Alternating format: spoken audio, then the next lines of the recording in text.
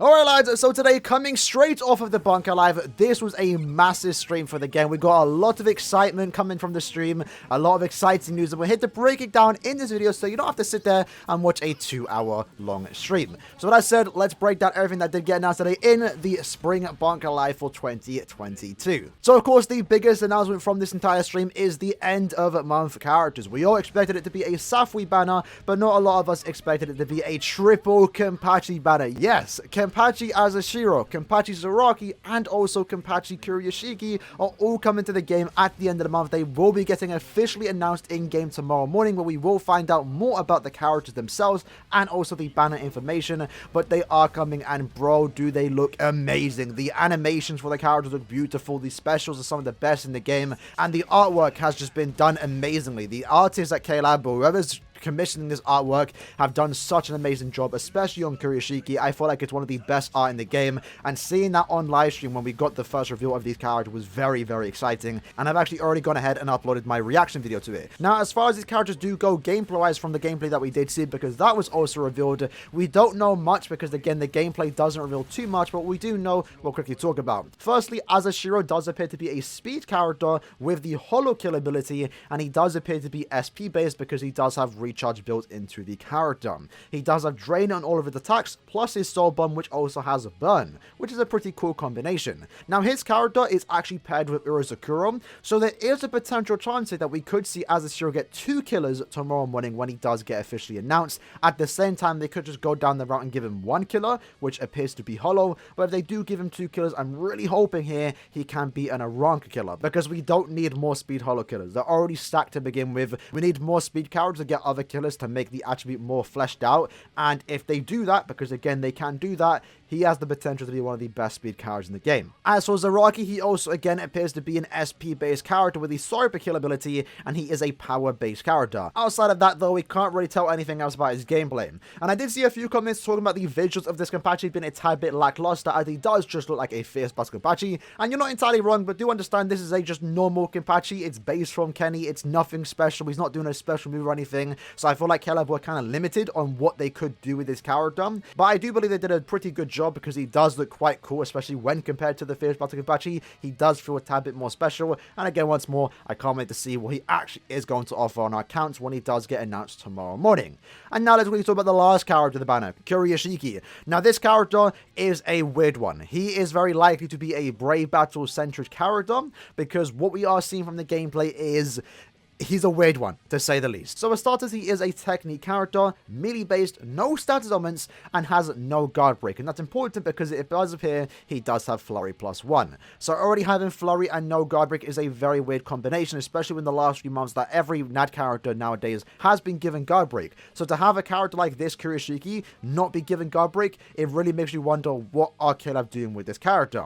Additionally, and most importantly, he does appear to have a very special effect, and we have no idea what it is, but when the character is under 50% HP, something happens, and that's indicated by the character's stamina. If you look at the top left, you will see there's an icon, and it does glow up when he is under 50%. So this character might be designed for Brave Battles. We don't know his killer. We don't really know anything about the character besides he does have flurry, no guard break, and something happens when he gets under 50%. I'm very excited to see what that actually is, and if it's a cool gimmick, I'm excited for it. Again, very high chance that the character could be a Brave Battle character designed to counter someone like Kenpachi or something like that. I'm not really too sure what they're going to do with him, but if he does turn out to be a Brave Battle character, while that does suck just a tad bit, I'm still excited for this character, and I'm still going to pull for him nonetheless. Moving away from the gameplay, however, we also had the official voice actors announced for all the novel exclusive characters. That includes Kuryoshiki, Aaroniero, Urozakuro, Roka, and also Cien. And Cien is still being voiced by the same voice actor that did Zaapo, that being Kosuke Toriumi. But for those wondering what the voice actors have done in the past, because I kind of find this interesting, let's quickly break it down. So Kuryoshiki being voiced by Kenshiro Matsuda, you might be familiar with his voice as he did voice Fours in Vinland Saga. Additionally, he is also now the narrator in Spy Family. Kenpachi as the Shiro is voiced by Takuya Sato, who is the voice actor for Caesar in JoJo's Bizarre Adventure Part 2. Meanwhile, his Zanpakuto, Urozakuro, is voiced by Saki Fujita, whose most notable role is Ymir from Attack on Titan. And lastly, Roka now has a voice actor as she never said a single word in the anime. She is now voiced by Rie Suegara, and hopefully I said her name right. Her most notable role, at least from my point of view, is Tomei from the Ito Junji collection, and this is, I guess, a little sample of what she actually sounds like. はじめまして、私水谷玲子と言います。今日はあなたにお話があってきたのよ。 So yeah, I'm very excited to see what these voice actors are going to bring to the new characters coming into Bleach Brave Souls, and again, we will see the freaking patches in action this coming end of month. Moving to the updates that are happening in Bleach Brave Souls, some are happening next week, some are happening tomorrow, and some are happening in like a month or two's time. The first one, it being 5 times IT. That was already announced beforehand, and that is set to drop tomorrow morning, so that's very exciting. Can't wait to play around with that, and we will also be able to do 5 times in co-op and also single player. So really good quality of life coming our way tomorrow morning. Additionally, it's also worth mentioning that Caleb did briefly discuss about 5 times extreme co-op. No one's talking about it because no one heard it because the translator was kind of quiet. But essentially, here is the clip that I'm talking about. As well as being able to use 5 soul tickets in inheritance trials, the single player quest limit has been increased from 3 to 5 times a week. This is your chance to get more Super Link slot potions. We are thinking of adding it to extreme co-op as well.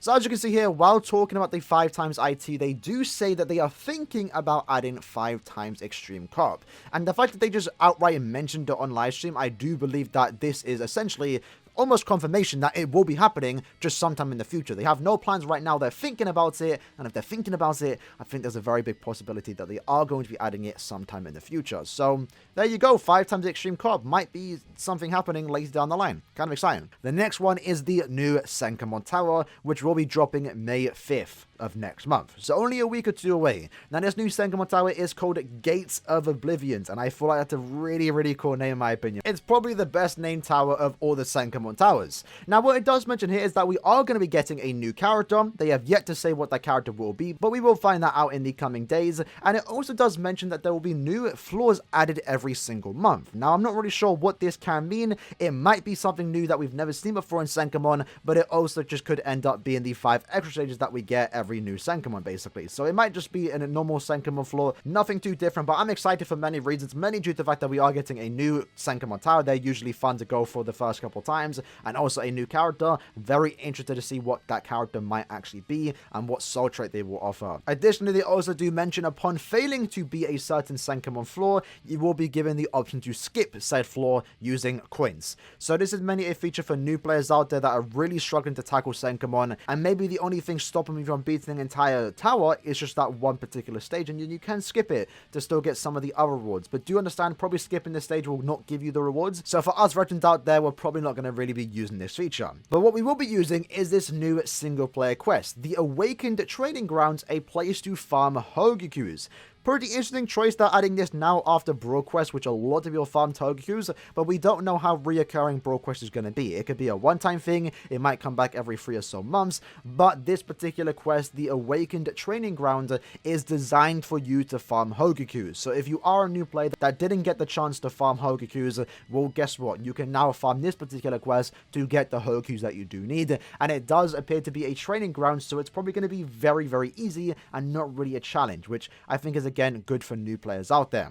After that, we did get improvements to the character filtering system, which isn't really anything too important, but I guess it is worth mentioning. What is worth mentioning though is that the new co-op rules come into the game. We don't know what the rules might be, but this will potentially allow you to get the players that you want in your lobby, and if you don't, well, guess what? The kick button was officially announced. Now, funny enough, this kick button isn't really a new announcement. It was actually announced like a month ago. If you watched the dev diary that we did go over, they did mention it there, but the wording they used that was very weird. As they said, allow for immediate exit. Some people thought it was a kick button, some people didn't, but it does appear to be the kick button that we were waiting for. So, while yes, it's going to be toxic for a lot of new players out there, but do understand, when people host their own rooms, they're looking for a certain, like, standard of players, and now you're going to be able to get that. And whenever you had those random trolls joining your lobby, literally ignoring the room's message, as toxic as that might be, the host is the one punished. And now, no longer will that be a thing. If you join a room and you're not reading the room message, best believe you're going to be getting kicked. And while it might suck for a few players out there, I do believe this is healthy for the game, because as it stands right now, the only person that gets punished for not reading the room message is not the player that joins,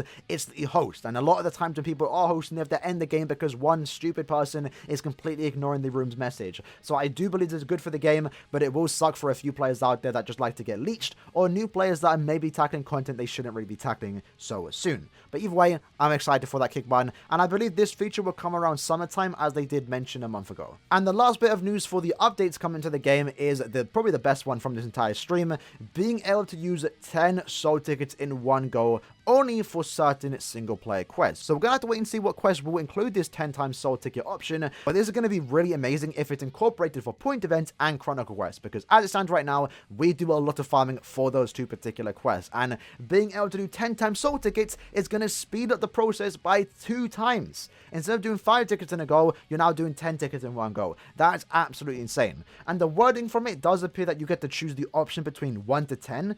So it doesn't mean that you can do 1, 10, or 5. It could potentially mean that you could do 7 tickets in one go, which is pretty nice if you're ever on that uneven number. Let's say you have like 2 minutes to spare, you have 7 soul tickets left, boom, you just use those last 7 on the point event. So I'm really curious to see what type of single player quest will include this 10 times soul ticket option. But either way, if the point event and chronicle quest is included in those quests, then it's a fat W. But now let's talk about the last bit of news, that being the Spirits of Overview campaign, and again we will get more information about this tomorrow morning. So for starters, the new banner, that again featuring the freaking patches, does unfortunately appear to follow the anniversary step-up model. So there is not a guaranteed 5-star every 5 steps, there are not 25 steps in this banner, instead it does appear to be the unfortunate step-up model, where you are guaranteed 1 5-star on step 6, and that is it. After that, 250 orbs, and you just gotta rely on your luck. No guarantees and no more extra discounts, but hey, at least the first multi is free.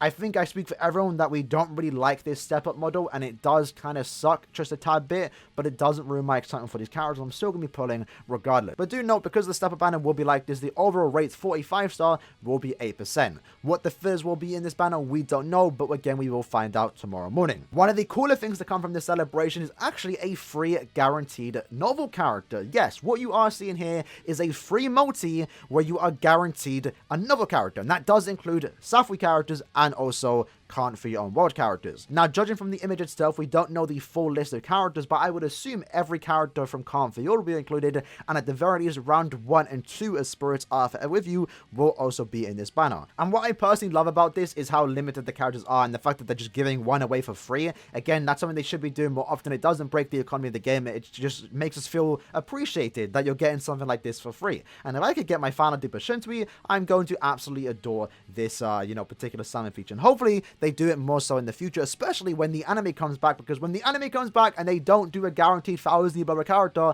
I am going to be disappointed. They set the precedent with this, and hopefully they can keep it up as we go into future celebrations. But yeah, from the looks of it, this appears to be a guaranteed novel character for free. Can't complain about that.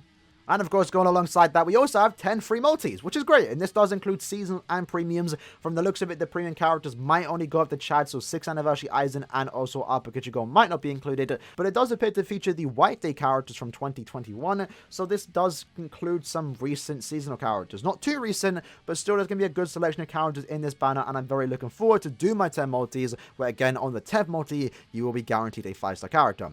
This is really cool too, because we literally just had our 10 free multis, at the start of this month, so to have 10 more free multis is great. And the banner does appear to have some newer characters, so hopefully we can all walk away with new characters from this banner. The next announcement was the upcoming point event, which does appear to feature a special move source, which you will get for getting 5 million points. The special move source this time around appears to be a technique one.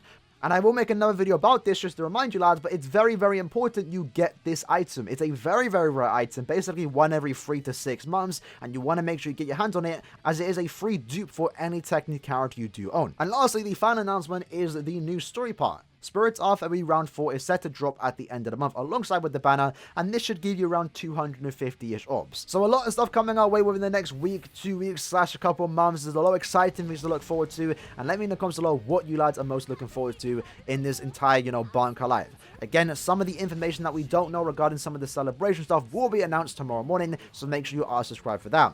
Additionally, I do want to mention we also have 100 free orbs in your gift box right now for the live stream. You don't have to do anything to get them, just go into your gift box, the orbs are right there. This was a great stream, had a lot of fun watching it with you lads, and again, the news that we got was really, really good. This stream right here was better than the 6th anniversary stream and the end of year stream combined. We got a lot of exciting things. I had a fun time watching it and hope to see more BANKAI Lives like this. It was jam-packed with news, and the next BANKAI Live, by the way, will be happening for the 7th anniversary sometime in July. So look forward to that. With that said though, lads, that was the video for today. Hope you guys did enjoy it. I shall add next time.